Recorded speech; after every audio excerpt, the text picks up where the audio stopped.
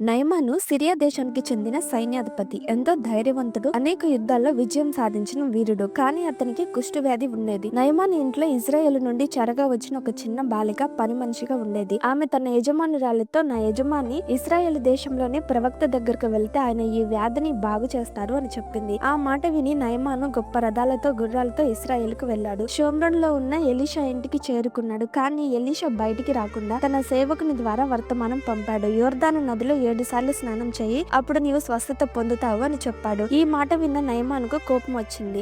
నేను వచ్చినప్పుడు ప్రవక్త బయటకు వచ్చి ప్రార్థన చేస్తాడు అనుకుంటే ఈ మురికి నదిలో స్నానం చేయమంటాడా? మన దేశంలో అంతకంటే గొప్ప నదులు లేవా అని వెళ్లిపోవాలనుకున్నాడు. నయమాను సేవకులు అతనికి సర్ది చెప్పి, అయ్యా, ఆయన ఏదో కష్టమైన పని చేయమంటే చేసేవాడివి కదా, ఇంత చిన్న పనిని ఎందుకు చేయవు అని అడిగారు. నయమాను తన గర్వాన్ని వదిలి యోర్దాను నదిలో 7 సార్లు మునిగాడు. 7వసారి బయటికి రాగానే అతని శరీరం ఒక పసిబిడ్డ చర్మంలా శుభ్రమై అతనికి పూర్తి స్వస్థత కలిగింది. అప్పుడు నయమాను ఇశ్రాయేలు దేవుడే నిజమైన దేవుడు అని నమ్మి ఆయనను ఆరాధించడం మొదలు పెట్టాడు. ప్రవక్త చెప్పిన సామాన్యమైన పని చేయడానికి అతను మొదట నిరాకరించాడు. కానీ ఎప్పుడైతే తన గర్వాన్ని పక్కన పెట్టి దేవుని మాటకు లోబడ్డాడో అప్పుడు అతనికి స్వస్థత లభించి ఇశ్రాయేలు దేశపు చిన్న బాలిక సలహాను తన సేవకుల మాటను వినడం వల్ల మేలు పొందాడు.